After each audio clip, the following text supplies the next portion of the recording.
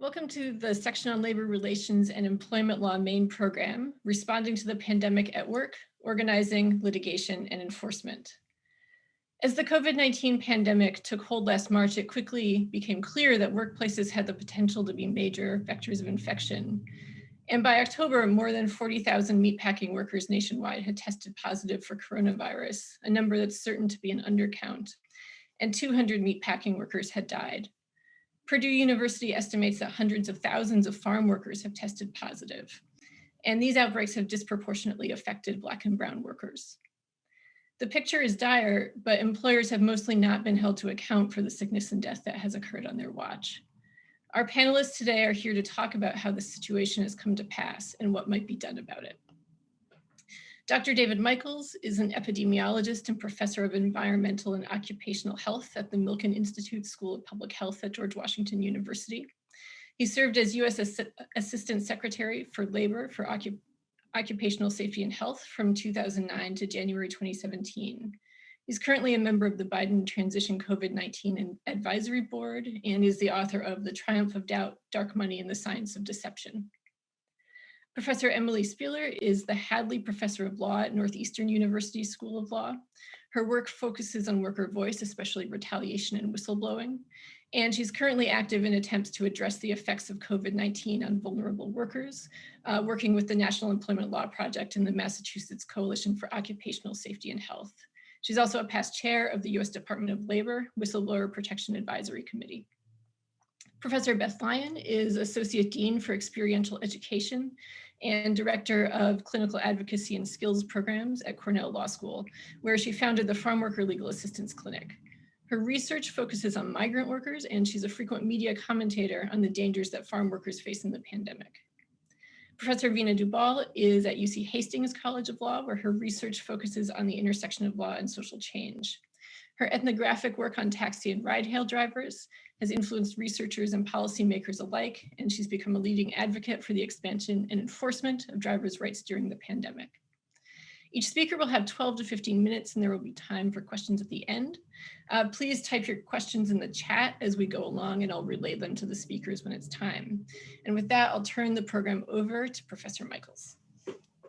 Marla, thank you so much. And it's good to be here with you today, if only by Zoom. I'm sorry I don't get to see all of you. I'm going to share my screen to start off. And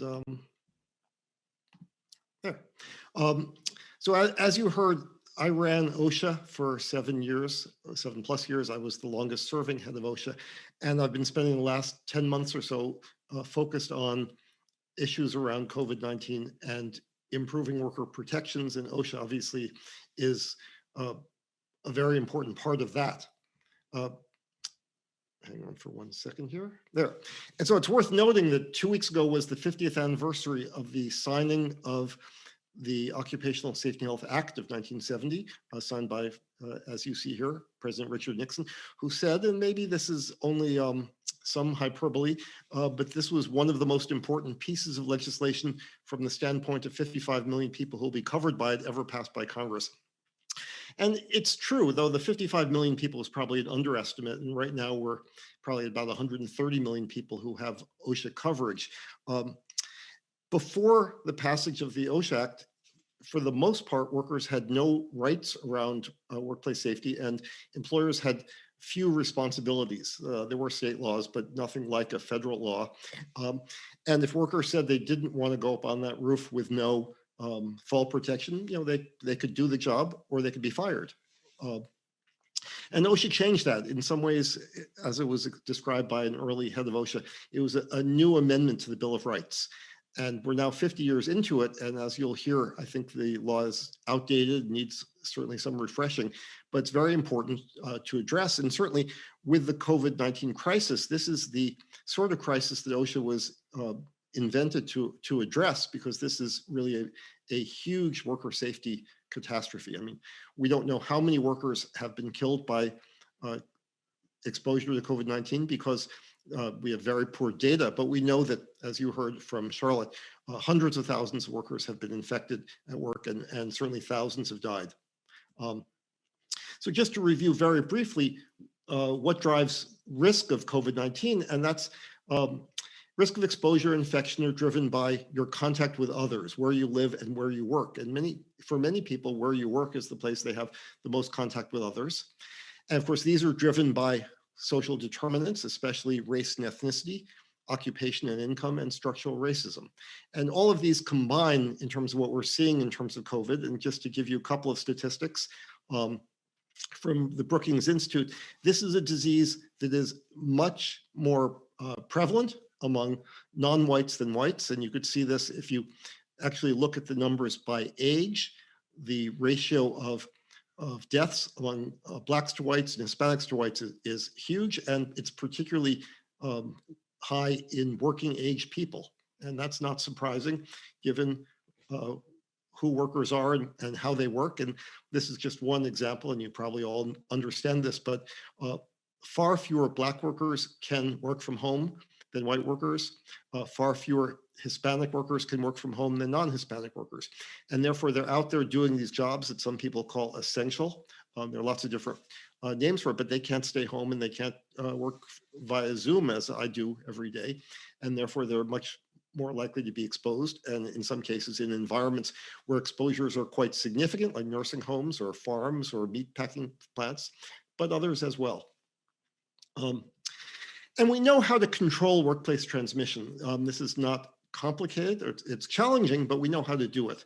And this is what's called the hierarchy of controls. And if you are in the world of occupational health, you've seen this before for chemical exposures and other hazards, and it's applied equally to COVID-19, where the first thing you want to do, the top of that triangle, is to eliminate the exposure by social isolation. If you could keep people who might be infectious or who are infectious from the workplace, then you don't have to worry about them spreading the disease. And that requires screening, it requires contact tracing, but it also requires things like pay for people for sick leave and for quarantining and isolating. Beyond that, if people might be sick in the workplace, you have to think about ventilation and physical barriers. And finally, at the very bottom of this is personal protective equipment, which we don't suggest in most types of workplaces. If you could eliminate the problem before having to use PPE, you're better off. But certainly in places where you can't avoid exposure to people who are sick or potentially sick, like a hospital or a nursing home, then PPE is vitally important. I don't need to tell you, we failed in many of these areas. There's inadequate PPE. Even nursing homes right now can't get enough PPE. We don't have it in many places. But this is what we must do to address this problem. Of course, OSHA should be at the center of this because the OSHA law, as I said, gives every worker the right to a safe workplace and tells every employer, you've got to provide a workplace free of recognized serious hazards. The way OSHA generally does that is by issuing a standard, but OSHA hasn't done that. They've essentially issued recommendations along with CDC. And I don't want to spend a lot of time on what OSHA is doing now, or more focused what OSHA isn't doing now, because hopefully that will be changing very soon. And this will be in the rearview mirror. But it's just worth pointing out that this is the sort of thing that OSHA is sending out these days. This is a Quick Takes is OSHA's publication, and this is a Do You Know? And take a look at this picture. This is a worker with a hard hat, safety goggles, a safety vest, and a surgical mask. And the text is, OSHA generally recommends that employers encourage workers to wear medical masks or other cloth face coverings to prevent the spread of the coronavirus. Now, OSHA has a rule that all workers on construction sites, for example, must wear a hard hat. And there's no question about this. And if OSHA walked onto a work site and didn't see a hard hat, they would cite the employer, because the employer must enforce the rule that workers have to wear a hard hat, and they could fire workers who don't wear a hard hat. So if OSHA put out this sort of thing saying OSHA generally recommends that employers encourage workers to wear hard hats, OSHA would be laughed out of the business. But that's how they've taken on COVID, and it's been particularly unsuccessful. The other thing OSHA does is enforcement, and it generally enforces standards. It's a little harder when they don't have a standard, though they can still do enforcement. So here's a case, a very well-known example, the Smithfield Pork Factory in Sioux City, South Dakota, where up until when this inspection or the enforcement action took place, there were about 1,300 workers who were sickened and 43 hospitalized and 4 dead. Those numbers have gone up since then. And OSHA did an inspection and they issued a penalty of $13,494. Similarly, at the JBS, which is a huge Brazilian company, their factory in Greeley, Colorado, where they had 6 dead, and the OSHA penalty was a little over $15,000. It was that one $13,000 penalty for letting workers be exposed, another $1,500, $2,000 penalty around access to medical records. One of the major objectives, perhaps the primary objective of an OSHA inspection and penalty, is deterrence. It's not merely to impact the workplace that you inspected, because if you did that and did a great inspection and just fixed everything in that inspection, you would have missed more than 99% of workplaces every year, because OSHA has such a small inspector. It takes 165 years to go into every workplace once. The main objective of inspections with penalties is to send a message to other employers that you risk an inspection and penalty, and you're making workers sick if you have hazards. So the question is, what's the message that these sorts of enforcement actions send? And of course, the message is, don't worry about it. Do whatever you need to, because for a multi-billion-dollar company to get a $15,000 fine after 6 workers dead is simply saying, OSHA is not going to bother you. So that's the past, and that's really a significant problem. Along with Dr. Greg Wagner at Harvard, used to be at the Mine Safety and Health Administration and at the National Institute for Occupational Safety and Health. We wrote this report published by the Sensory Foundation with a proposal to protect American workers. It was written during the Trump administration, and we hope this has the sort of things that will be taken on by federal OSHA. This is on the web, obviously available. So what should OSHA be doing? And starting in approximately 2 weeks when we have a new administration, the first is OSHA has to issue a standard saying workers must be protected from the COVID-19 virus. And if OSHA issues a standard, it's much easier for them to enforce. I was actually advocating for an OSHA standard. On my first tweet about this was January 25th of 2020, of the need for one of these standards. And President-elect Biden has actually promised to do that. They need to do some high-profile inspections that really have an impact. They need to improve their whistleblower program. And fortunately, on the panel today is Emily Spieler, who was the chair of the OSHA Whistleblower Advisory Committee during the years I was at OSHA. And importantly, to bring everybody together, because if the exposures are by people, you have to make sure everybody is working together, employers, workers, unions, and that really has been something OSHA has not done. The larger problem, though, is OSHA really, after 50 years, needs some major refreshing. And then, of course, 4 years of the Trump administration has been disastrous. The number of inspectors has gone down significantly. Positions have not been filled. The standard setting process has been broken for many years. It takes 10 or more years to issue a standard, and OSHA has inadequate standards for most chemical exposures. Very weak anti-retaliation protections, and I think we'll get to that a little bit later. And importantly, and this is something that's really relevant, I think, for this group and certainly for some of my panelists and the great work that Vina and Charlotte have done, is when the OSHA law was written, generally most workers worked for the employer whose name was on the door of the factory or the workplace.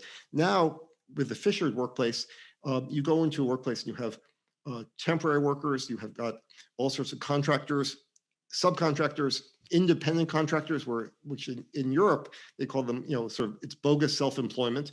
And now, of course, you have the gig economy and the gig workers on top of that, and so it's not clear who OSHA covers, or actually it is clear, OSHA only covers employees of an employer. And that's really quite difficult to address in terms of worker safety.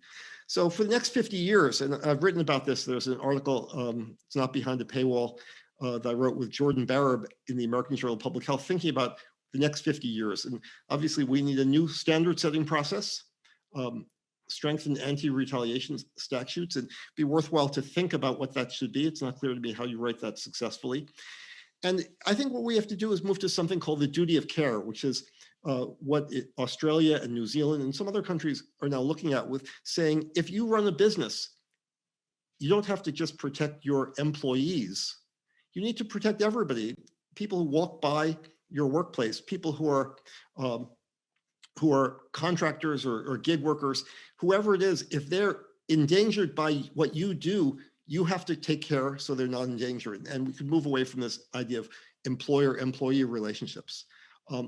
And I think this is the lesson of COVID, which has really illuminated how important the often overworked, underpaid, undervalued workers, they're sometimes called essential workers, but the frontline workers, I don't like the term essential workers, but the frontline workers who are keeping the country going during this pandemic, we recognize their value and we have to make sure that they're safe.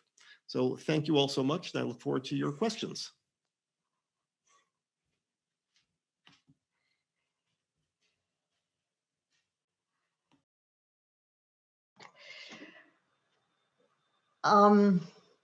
So I have found this entire period, as we've worried about the exposure of workers at work to COVID, interesting on a lot of different levels.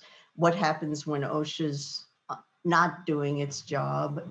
What are the alternative ways of thinking about this?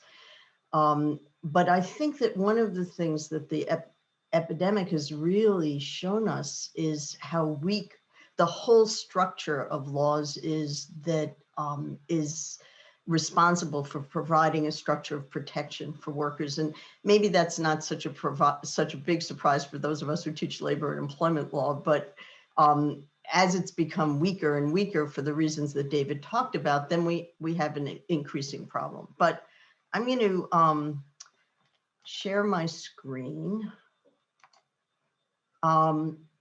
So my presentation, first I apologize, this is all text. I just wanted you to look at something other than me while I talked.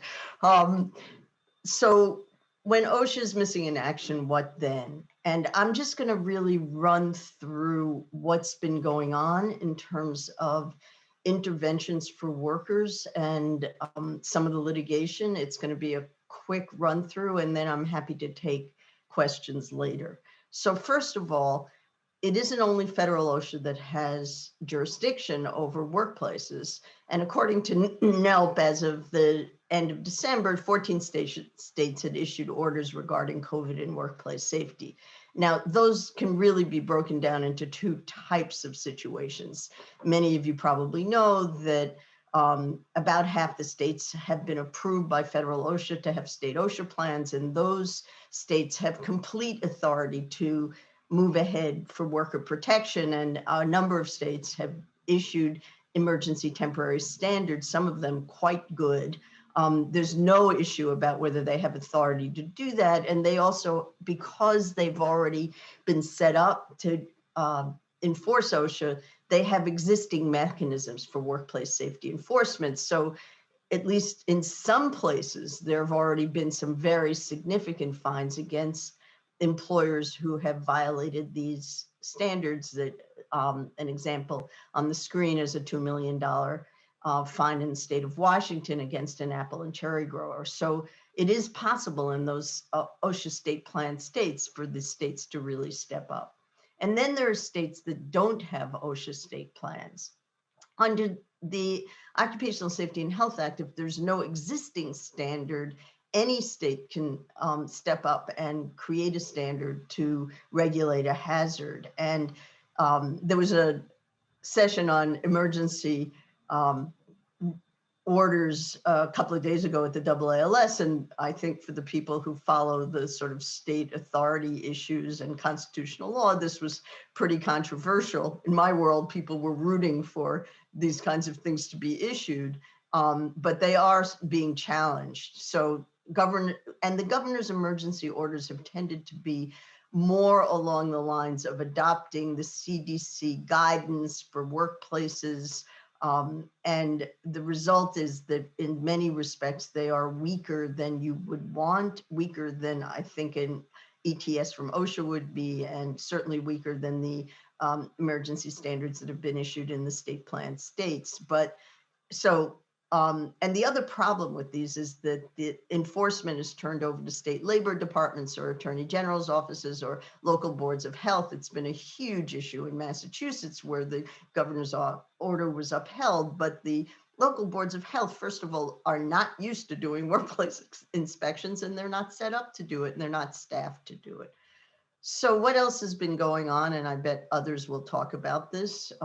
Workers have really been organizing and raising their concerns in a variety of ways. So there's been a huge outpouring of retaliation claims, NLRB charges, OSHA 11C, which is the anti-retaliation provision in OSHA, which is phenomenally weak, state claims under public policy exceptions, which aren't necessarily precluded by the administrative remedy, depends on the state, but pretty much from what I've been able to find, almost none of these have resulted in anything that has created incentives for employers to, and a lot of these complaints have been the result of a failure to provide PPE and other kinds of equivalent protections. So workers have been walking off the job a lot over safety and lack of PPE. And there have been in unionized workplaces where unions have demanded bargaining over the new hazard. There have been 885 charges filed with the board regarding employers' failure to bargain. I think it's also really interesting that there's been not a lot, but there's been a sprinkling around the country of novel civil litigation brought on behalf of workers with some, but not universal by any means success. So I think there was Randy Rabinowitz, I think was the source initially. She and I wrote some materials for the AFL-CIO's legal lawyers coordinating committee in 2017, talking about the possibility of bringing common law actions on safety issues, and cases now have been filed in multiple states on behalf of workers. The outcome of these cases is varied. There has been an injunction issued in a couple of places, Illinois and California. A number of the cases have been dismissed. At least some of them are on appeal. I mean, we can talk more about what the public nuisance and common law right to safety theories are, but there are a lot of barriers to looking to this as a primary way to achieve safety for workers. This is not an area that's going to attract a whole bunch of lawyers to take the risk when there's no attorney's fees and no contingent fees. So that's a problem. There's been fraudulent misrepresentation cases filed where the employer lied about the existence of coronavirus in the workplace. There have been lawsuits filed by people to force closures, particularly in education. There's been at least one mandamus action filed against OSHA asking that OSHA issue an ETS. Mandamus actions against OSHA have historically not been very successful. So it's hard to think that that would have any success, but with the Biden administration coming in, it's unlikely to be needed. There's some very interesting lawsuits that have been filed under Title VII, where the allegation is biased because the workforce is predominantly people of color, and there has not been protection provided. In the Amazon warehouse case, the comparative group was a management group where the predominant race was white. Where these cases will go, I think it's hard to predict. There's also an extremely interesting complaint that's been filed with the International Labor Organization on behalf of the AFL-CIO using international labor standards to raise concerns about the US response. So this doesn't include a lot of the non-specifically health and safety focused litigation. But note that despite all of this, there certainly has been no avalanche of litigation that was predicted by the chamber and business groups that were fighting for the liability shield. So, okay, so what happens when workers get sick? There's always a problem with for workers when they get sick from a disease at work. It's very hard to prove occupational diseases, partly because of their prevalence in the community. A number of states now have passed presumptions of work-relatedness, rebuttable presumptions. For it, the California one is the broadest, for it covers all essential workers. Most of the states have limited them to healthcare workers or first responders. So is there an avalanche of claims? There's a lot of chatter about this among people who are workers' comp practitioners and nerds. And I would say the answer is no, there's not an avalanche of claims. The number of claims that really involve significant illness, hospitalization is relatively small. And there isn't any reason to seek compensation if you're positive but asymptomatic, or you're sick for a week and you go back to work. Are these claims being paid? Somewhat surprisingly, according to the Workers' Comp Research Institute, there's been claims have been paid in every state that they're following, even those states where the statutes look an awful lot like they would never pay. And most of those, admittedly, are nursing home workers and healthcare workers. And are denied claims being litigated? Yes, of course, and none of them have reached a point where we know how the various jurisdictions, of course, this varies totally state to state, how these claims are actually going to be resolved in the end. What about negligence and wrongful death suits? There have been 40 of them filed around the country, according to I love this. Jackson Lewis has a COVID litigation tracking website that's actually remarkable. So they count 40 negligence and wrongful death cases. In most states, those are frankly going to be barred by comp exclusivity. Tyson argued that a case was barred by, they removed it to federal court and said it was barred by the President Trump's executive order and the Defense Production Act. The federal court sent it back to state court. I couldn't understand why they didn't just go for the workers' comp exclusivity. And then there'll be the issue of arbitration agreements also. But I think most of these cases are just going to be thrown out based on the fact that you can't sue. And I actually think the fraudulent misrepresentation case could also be engulfed in you can't have a tort suit against an employer. So happy to take questions during the later in the session.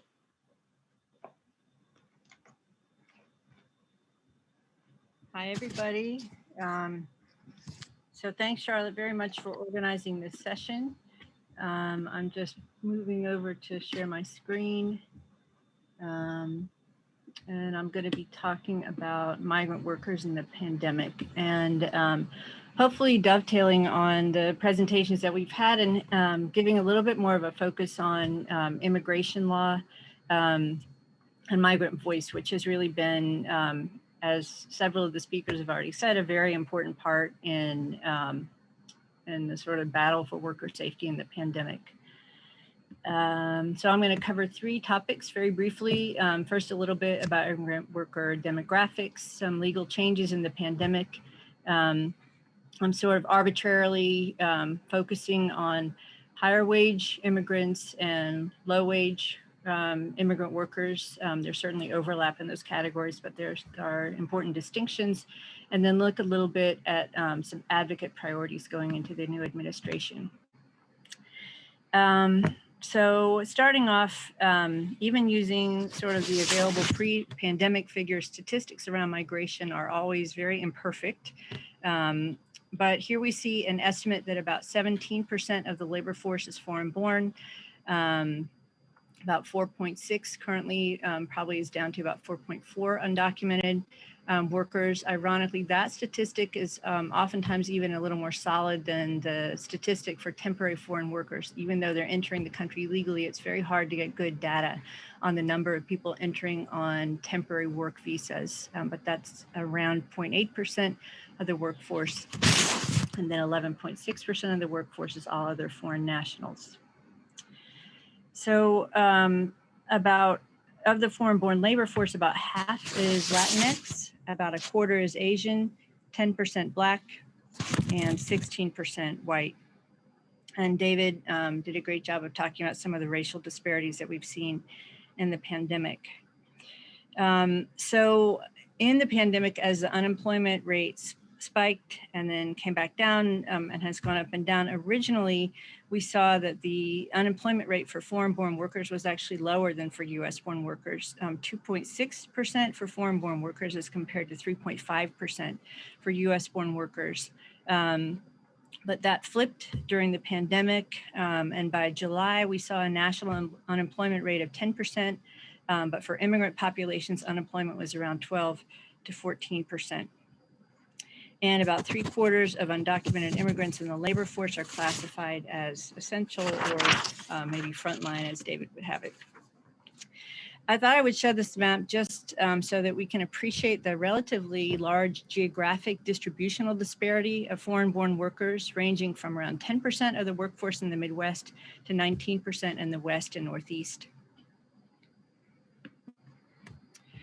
So starting to look at some of the legal changes in the pandemic, I'm going to start with sort of the pre-pandemic regime, a general description of the picture for higher wage immigrant workers, where we see higher worker visa scarcity and a lot of uncertainty, a very chaotic system in the form of kind of lotteries, last minute renewals, a highly politicized process that's been historically made the U.S. a very difficult place to bring higher wage workers into the workplace. And also, rather than being family supportive, we have a system that's really family destructive. There's a lack of work authorization for the family of many work visa categories and huge backlogs for sponsored family of lawfully present workers and employees. So we already had a very fragile system and a poorly run system, frankly. So comes the pandemic, the world turns upside down, and immigration law made things even more chaotic. We saw regional and national travel bans that continue to this day, some of them strongly based in public health, some of them really based in whim and foreign policy fears.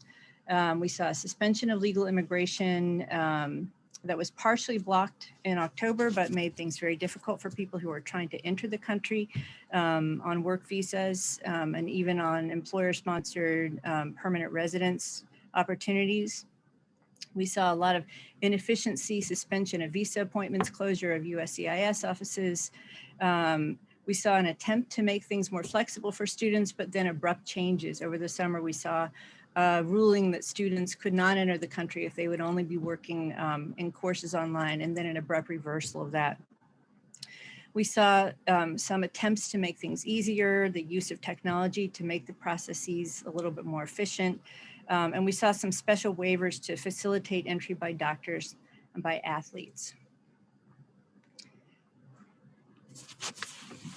And sort of looking ahead, I took a look at the American Immigration Lawyers Association, or AILA, priorities for the new administration. I'm not necessarily endorsing all of their priorities, but I thought it was interesting to see, what this sort of higher wage immigrant worker advocacy organization really is thinking about. So they want to expand visa categories, just make sure that more visas are available, make it easier to get them, make it more efficient, more transparent, make visa adjudication easier, and roll back some of the narrowing, some of the higher American stuff that the Trump administration has been pushing for years. And really interestingly, their sort of top pandemic-related issue is to make sure that people who were stuck outside the US couldn't use their visas, presumptively abandon their green cards, are still able to use those opportunities when the pandemic has shut down. So moving to low-wage immigrant workers, again, we saw a very fragile, extractive, predatory system with visa scarcity. Again, maybe 7 million people are in the American workplace who are completely undocumented.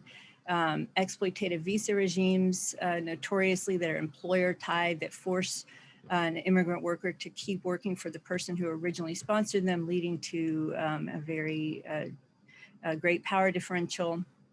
Longstanding undocumented worker cohort, I showed you that statistic of around 4.6%. Well, the percentage of undocumented workers in the American labor force always hovers around sort of 4.5 to 5%. It doesn't matter what administration, it doesn't matter what's happening at the border.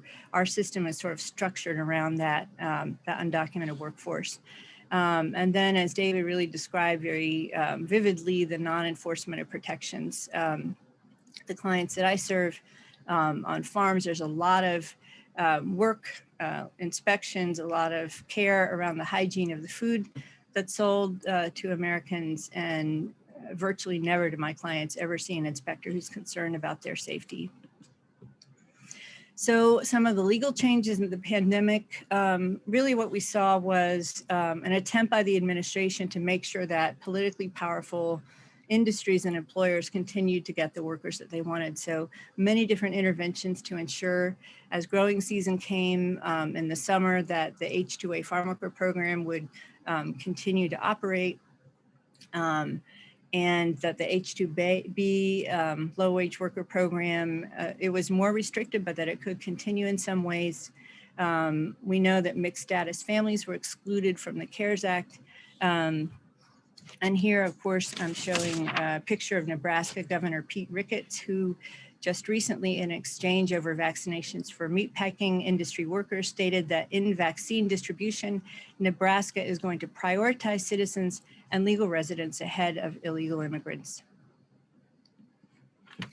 And I thought, just as a sort of a heuristic in how COVID has played out in the immigrant workplace, and I think it dovetails nicely with the statistics that Charlotte gave and that David gave as well, I wanted to look at the way that COVID-19 has played out in farm worker law.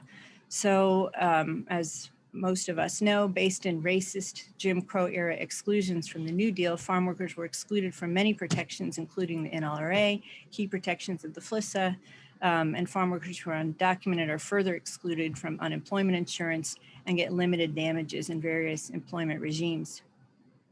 So even though, as with congregate care facilities, it was clear from the beginning that agriculture was going to be a COVID hotspot, this country's historic tendency to exclude farm workers reasserted itself in the form of non-mandatory CDC and Department of Labor recommendations, and really leaving protection up to a patchwork of state regimes, which were very slow to respond and oftentimes disappointing. So by September, we have 11 states with mandatory standards, and probably the strongest of these was Michigan's, which mandated COVID testing for farm workers, and which the Sixth Circuit upheld later in the fall. But these slow starts, this patchwork approach took a toll. And as a result, early on, we saw massive rates of infection, which others have described. So I'll just quickly show this map that demonstrates that the highest per capita infection rates in California before the sort of holiday-driven spike that we're seeing now were, in fact, the top agricultural counties. And this is a pattern you can see across the country. So just to finish up with a couple of slides listing the top advocacy priorities of low-wage worker, immigrant worker advocates. The Low-Wage Worker Legal Network is a coalition of more than 700 legal advocates, and they polled their membership for priority issues to prepare to meet with the transition team around issues related to immigrants and migrant workers. So what you're seeing here is a result of prioritization by 120 organizations who responded to the question, what are your top priority for immigrant workers? And I think most of these items you see on the list are pretty self-explanatory, but I'll describe a few of them. Hoffman Plastic Fix refers to the Hoffman Plastic Compounds case just a little under 20 years ago, and fixing that case would restore back pay damages to undocumented workers who have claims under federal rights schemes, for example, the NLRA or Title VII. deferred action is a way to get temporary immigration status with work authorization, and it can be used to protect a worker during the pendency of a labor dispute. It's a very powerful and useful tool, and particularly protective against retaliation, which several speakers have talked about. The MOU refers to an interdepartmental agreement that prohibits immigration enforcement that was sparked or had its origins in the worker's assertion of rights. So actually you see here a kind of a standard, really pre-pandemic set of priorities coming from the organizations that are working most closely with low-income immigrant workers. And then finally, the same organization polled its membership for advocacy priorities around temporary worker visa worker regimes. And there we see the advocates would like to see an interagency task force under clear Department of Labor direction that's responsible for sort of reviewing the entire alphabet soup of temporary foreign worker programs with a focus on worker protection. And again, where you see the concern about discrimination, retaliation fees, this idea of using deferred action, of providing temporary status to people who are in the midst of a dispute is especially important for this constituency. So thank you very much for your attention. And I just want to celebrate the workers and demonstrators who've really been legally, peacefully fighting for protections that the government should have already had in place and that I hope we can see going forward. Thank you, and I'll pass it off to Vina.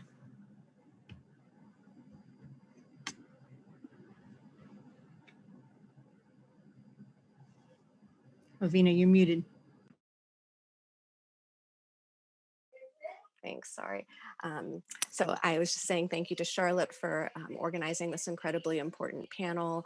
And I'm honored to sit here and listen to the likes of these really amazing people who have done so much on behalf of vulnerable workers. So I'm going to zone in and sort of discuss a lot of the things that we've heard about in this panel from a legal anthropological perspective, and talk about what worker experiences and organizing looked like on the ground in a case study in a particularly vulnerable workforce in California. It's gig workers who were disproportionately economically impacted by the pandemic and also disproportionately exposed to the coronavirus. And I want to use these experiences to extrapolate on the implications of their experiences during this time. I'm going to start with a vignette. Esperanza texted me as I had just laid down in bed to sleep. It was Sunday night, March 28th, the 8th day of the coronavirus lockdown, and had been doing nothing but childcare. And little did I know the next few months held for me with regard to childcare. She had seen a tweet suggesting that one of our mutual friends, Janie, was in trouble. Esperanza, an Instacart worker and organizer, and I had gotten to know Janie in 2019 through alliances that had formed between and among gig workers during the fight to get AB5 passed in California. Janie, who was a Lyft driver and organizer, was in physical danger. She had been unhoused for 4 months prior to the COVID pandemic because the building of her longtime apartment in economically booming Sacramento had been sold to a commercial developer. And because her only income was from Lyft driving, which was well known as an unstable form of income, landlords consistently rejected her application. After the shelter-in-place orders went into effect, Janie had nowhere to go. She landed in her father's home, a place she described as her absolute last resort. He had been emotionally and physically abusive throughout her life, and that night things had gotten really bad. Her father, who suffers from mental illness, had stopped seeing his psychiatrist due in part to the shelter-in-place orders and stopped taking his medication. In an unprovoked violent rage, he kicked Janie out. Janie called the police, who helped her get back in, but not before her dad removed the lock from her door and took the keys to the house off of her keychain. In desperation and alone, she had tweeted into the void, "There is no safe space for me here, only turmoil." Esperanza saw the tweet, became concerned, and that's when she texted me. And I, in turn, texted Janie, "Are you okay? Can I help?" She wrote back, "I'm safe now. He drunk himself to sleep. I'll be safe tonight." "You've got to get out of there," I wrote. "I'm sending you money. Go to a motel."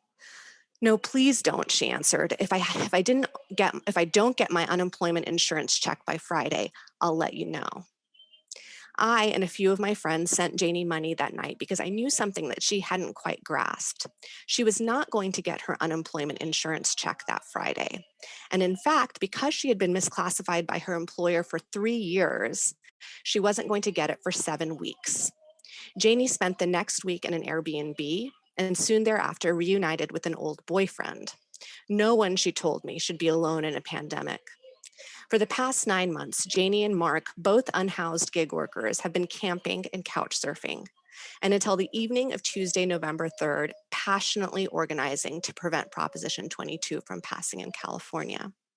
Both Janie and Mark are ride-hail drivers, but neither worked this summer. Janie has a heart condition and worried that if she contracted the coronavirus like so many of her coworkers had, she would die, as some of them also had. Her boyfriend, Mark, like many other ride-hail drivers, said that demand was so low that even if he risked exposing himself and tried to work, he would end up losing money. Despite all their struggles to find housing, to obtain food, this reality is what inspired both of them to organize and fight against Prop 22 and for employment status. So I offer you this vignette to highlight the intense precarity and difficult choices that so-called gig workers have been facing amidst the pandemic, and the explicit and active role that not just gig companies, but also the state has played in their insecurity. In California, as in many other places across the nation, ride-hail drivers and food shoppers and delivery workers fall under the category of essential critical infrastructure workers that are allowed to continue to work during state lockdowns.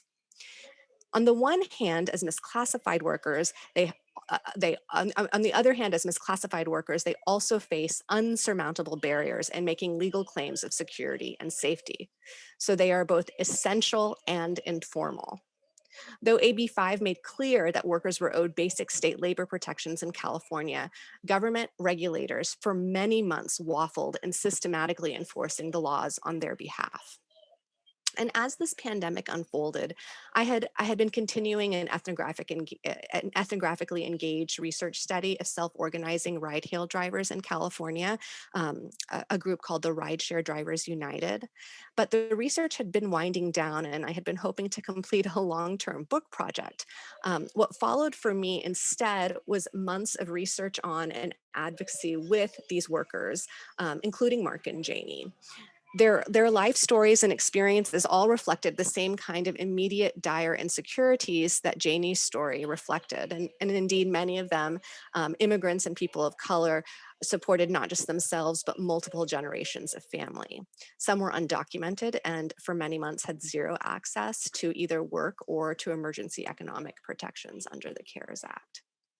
So Janie and Mark, together with thousands of gig workers, turned their attention not just to survival, but to two regulatory issues from the end of March 2020 through early November. So through Rideshare Drivers United, they fought to get their colleagues unemployment insurance as opposed to pandemic unemployment assistance, which was allocated to independent contractors under the CARES Act. And they organized against Prop 22, which ultimately passed. Today, I only have time to talk about the unemployment insurance piece of their organizing, but I hope to get into the Prop 22 organizing in Q&A. So first, let me explain why this distinction, whether gig workers were getting unemployment insurance or pandemic unemployment assistance, mattered so much for these particular gig workers. And I'm just going to very briefly share my screen to explain this. So for drivers, because UI was being calculated or is calculated based on their gross income, they were entitled to potentially, especially if they were working full-time, potentially the full amount of for California workers who are flying for for UI, which was about $450. But pandemic unemployment assistance was calculated according to net income. So you see for this particular driver who I was helping file for state UI, his gross income was $45,000, and he was entitled to pretty much the full amount of state UI per week. If he had filed for pandemic unemployment assistance, which he ended up doing because he just couldn't wait for the UI, his weekly benefit halved by or more than halved. So it was significant difference there. So this distinction mattered economically for these drivers. And in fact, in California, Uber and Lyft drivers had been getting UI for years prior to AB5. But many workers in California were really confused because they were immediately blasted with emails and texts for the companies telling them, don't worry, they were lobbying on their behalf and they were going to make sure that they got PUA. Don't apply for UI. Your independent contractors apply for PUA, despite, again, AB5. Frankly, government regulators in California did not want to deal with this conundrum, in part because they were overwhelmed by all of a sudden millions of people filing for UI, and because they were getting a lot of pushback from the governor's office as a result of tech lobbying. There was a lack of money because these companies had not paid hundreds of millions of dollars into state coffers for UI, and there was a lot of technical difficulties in getting these workers unemployment insurance. The state EDD had no idea how much money these workers were making. They were also trying to train hundreds of new workers in how to deal with just UI claims more generally. These workers did not get any special instructions in how to deal with misclassification. So what Rideshare Drivers United, including JD and Mark, did was, together with a sympathetic inside source in the EDD, they created a script for workers on how to navigate the UI system and how to apply for state UI. They created a support line for workers, and it was workers to workers doing advocacy on helping people overcome sort of the bureaucratic hurdles in dealing with their misclassification. They also really worked hard to try and get the EDD to deal with this systematically. They did protests via social media and by mail, having workers talk about what their everyday experiences had been like because of the pandemic and the lack of money in their bank accounts because of their misclassification. They also created a mutual aid video showing people how to. No, you can't do that.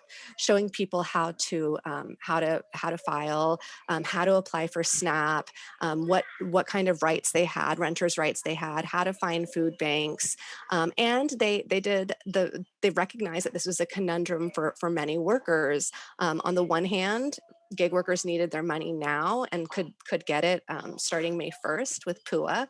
And on the other hand, PUA did the cultural, if not legal work of cementing the idea that these ride-hail drivers were independent contractors and not employees. And this was really a cruel choice. One of the organizers, Nicole, on one of the public video town halls that they did for other gig workers said, "We want to hold the companies accountable, and state UI will hold them accountable. But now PUA is dangling in front of us. And let's not joke. A lot of people are wondering how they are going to pay May's rent. Their kids are hungry, and having a little bit of financial relief will be really good. So we have to think about the differences between UI and PUA, which is supposed to be for people who don't qualify for UI." And so they really very quickly learned about benefits and the legal mechanisms for attaining benefits that are hard for even those of us who have gone to law school, and did peer-to-peer education around those benefits, as well as advocating for themselves.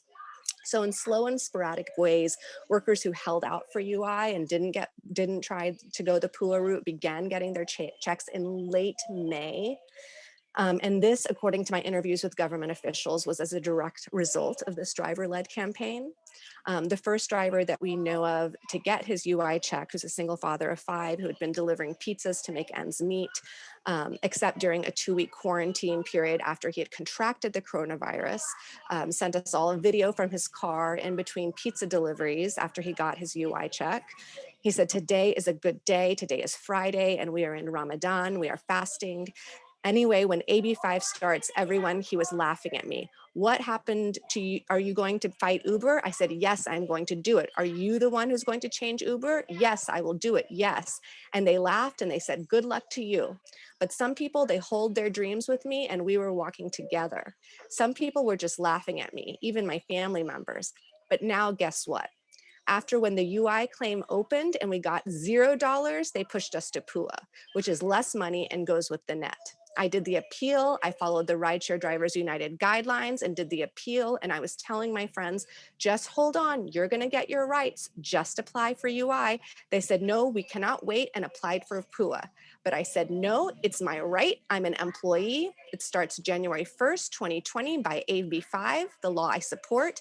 And today I got my benefits right now." You can see right here, and he showed us his email. It says 450 full amount as an employee, full amount that I deserve as an employee. That's what they consider me, an employee. That's the date and that's my benefits. And I'm getting $450 because I believe in our dreams and I'm using our tools, Rideshare Drivers United, to do that dream. So this UI campaign ultimately had some very important pro-worker effects in California, not just in the lives of the workers, but also at a regulatory level. As a result of this campaign and a similar wage campaign that Rideshare Drivers United had begun in February prior to the pandemic, Attorney General Becerra, alongside the city attorneys of the major cities in California, ended up suing Uber and Lyft to enforce AB5. And then, of course, we had, unfortunately, Prop 22, which I can talk about again in Q&A. But analytically, what I want to highlight in this case study is what the bureaucratization of social benefits looked like for workers, and what it felt like particularly for essential gig workers. So the inconsistency of the application of laws to vulnerable people in the middle of a public health and economic crisis did very little to give workers faith in either the law or in public institutions. Worker organizing and informal connections with insiders became a substitute for the rule of law and reliable government. And this experience, combined with the passage of Prop 22, has had what I want to call a pre-Wagner Act effect on gig worker organizing in California. Organized gig workers have come to believe that the state will only play a minimal role in addressing their precarity in the coming decades. And their strategies are no longer triangulated between government and corporate actors. Rather, they are organizing to make demands directly to the companies themselves. Many of them immigrants with tenuous relationships and faith in US government institutions have only had their fears and beliefs cemented. This country, Alvaro told me, is the same as the one I left. These experiences, I hypothesize, will have rippling, devastating effects, not just for the will of these workers to enforce and mobilize around state and federal rights in the next administration, but it may also have broader ideological effects in shaping faith in the rule of law and in state initiatives, like I am devastated to say, and I'm already hearing, vaccine distribution. Thank you. Great. Well, thank you all for those extremely provocative and interesting presentations. I have got a couple of questions in the chat, a couple for Professors Michaels and Spieler, and then a couple for Professors Duvall and Lyon. So first, there are some questions that are sort of generally about the relationship between federal and state government. So somebody asks, Professor Michaels in particular, but I think Professor Spieler as well, if you can talk about the federalism aspect of safety and health protection, what role should states and local governments have? And then relatedly, a question that's particularly for Professor Spieler, what if the facts support an allegation of gross negligence against an employer? We have some employers who are actively resisting public health guidelines. Great, thank you. So I'll actually answer the question about federal-state relationships in terms of OSHA and let Emily cover sort of non-OSHA issues. So as I think Emily described, under the OSHA law, the states can have their own OSHA program that actually has to be a little more expensive than federal, in that if the state has their own OSHA program, they have to cover state and county workers, where in states with federal OSHA jurisdiction, public sector workers are really working in an OSHA-free zone.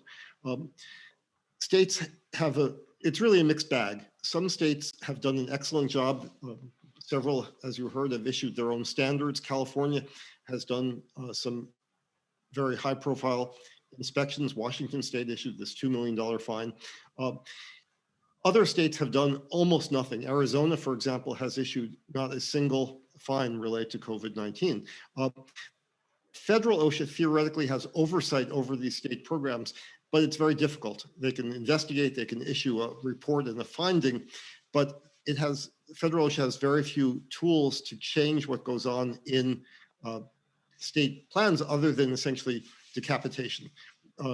In extreme situations, the federal government can take over a state plan. It's doable. It takes some regulatory work at notice and comment. But OSHA then has to actually pay for all the inspectors. And OSHA only pays a portion right now of the costs of running a state plan. So it would be of great difficulty for OSHA to actually take over, say, the Arizona plan. OSHA threatened actually at one time to take over the Arizona plan when Arizona refused to update its fall protection standards to cover workers the same way federal OSHA does, because the law says that states should be at least as effective as the federal government, but they often aren't. It's very difficult to get them to do the right thing. And that's, as we think about how to make OSHA work over the next decade, certainly changing that calculus around will be very important. So on the federalism question, for those of you who teach labor and employment law, you know that there's a kind of different system for each law. And even in the health and safety world, the way the federalism questions get answered under OSHA and the way they get answered under the Mine Act are really different. So, for example, under the Mine Act, a state can fully regulate in parallel with the federal government, and there's no such thing as turning over federal enforcement to the states. The Mine Act has all sorts of really incredibly strong provisions that the Occupational Safety and Health Act lacks. So it's a very odd interrelationship, even under the federal law, as to how this all works.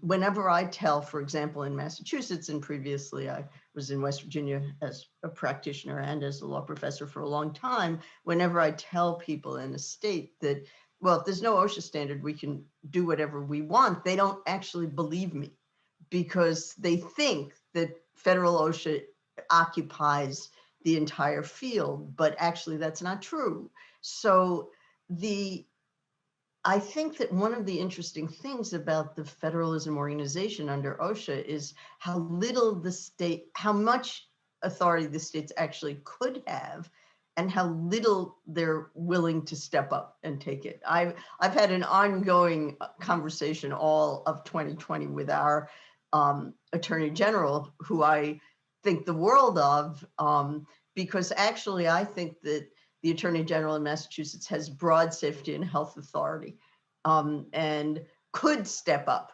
aside from the governor. Now, I understand the political choices that you might not want to be in conflict with the governor, on and on and on, but the breadth of the authority is actually there. And I think that's true in other states as well. So, we could probably have a really long talk about why is the NLRA fully preemptive? Why is ERISA fully preemptive? Why is FLSA, allows state regulation as long as it meets the minimum standards, but it's actually parallel regulation, so, but OSHA really is confusing and different.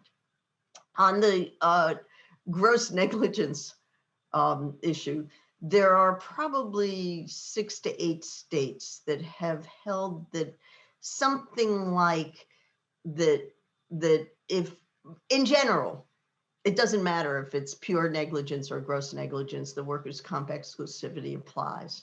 And the only thing that gets out of it is what is considered an intentional tort, and traditionally in workers' compensation, an intentional tort is where I meant to hit you. So it isn't a, so about half a dozen, maybe more, it could be more. Actually, I'm sure it's more. States where courts have been confronted with really egregious situations, they've carved out an exception where they extend the intentional tort exception to the workers' comp exclusivity to include situations where the injury was substantially certain to occur and the employer knew of the existence of the hazard. So arguably, that I have never seen a case where that has been applied in an occupational disease situation. The case I always assign to my students on this issue is a North Carolina case where the employer knew that the trench was likely to collapse and people got killed.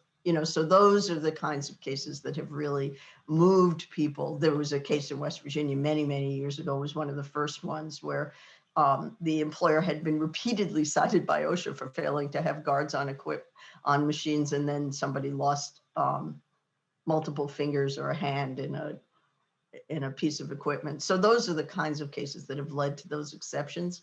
But as a general rule, gross negligence doesn't get you out of the workers' comp bar. Great, thank you. Okay, and a couple of other questions for Professor Lyon. So I know in my home state of Washington, the Washington Supreme Court recently held that farm workers couldn't be excluded from overtime protections. I know there have been lawsuits along those veins in New Mexico and New York, and I wonder if you're optimistic about that type of kind of state constitutional litigation as a vehicle for change for farm workers.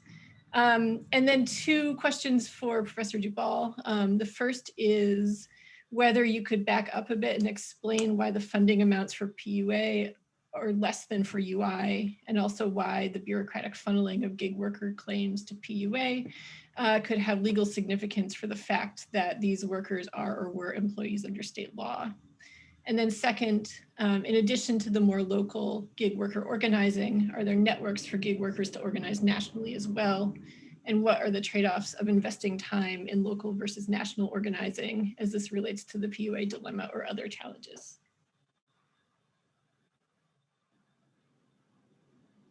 Thank you. Should I answer briefly the farm worker question? That sounds great. Okay. Yeah, well, I mean, not all state constitutions are amenable to the kind of challenge that has worked most recently in Washington State and New York. And in general, because there are so many issues to be tackled, overtime, right to organize in New York State, our comprehensive legislation, which accompanied the constitutional case, included a day of rest. So really, a more comprehensive legislative approach is the better path. But the kinds of organizing that takes can really be kicked off by a successful litigation. So at least here in New York State, we really saw the 2 processes kind of go hand in hand.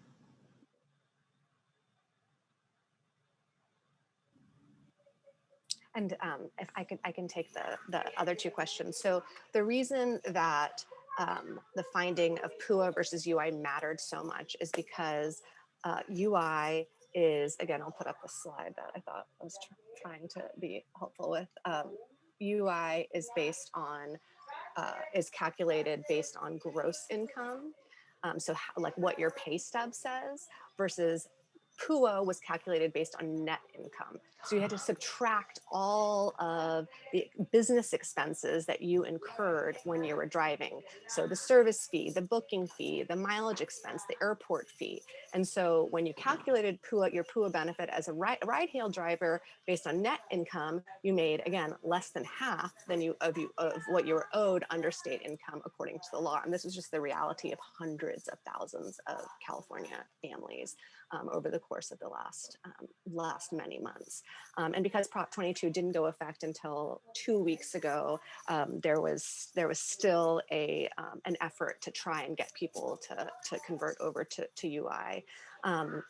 I didn't think that this was going to have legal significance per se. I thought that it was going to have, at the time, we were worried that this was going to have a cultural significance in having workers think of themselves as independent contractors and file for PUA, and also have the state, the EDD, which up until then, since 2013, had been treating as a matter of practice, treating these workers as employees. So we were worried about the implication because there had been no attempt yet to enforce AB 5 statewide. We were worried about the cultural implication that it was going to have. And unfortunately, fortunately, there is, as we know, a very influential relationship between our imaginations and what we believe and what the law manifests.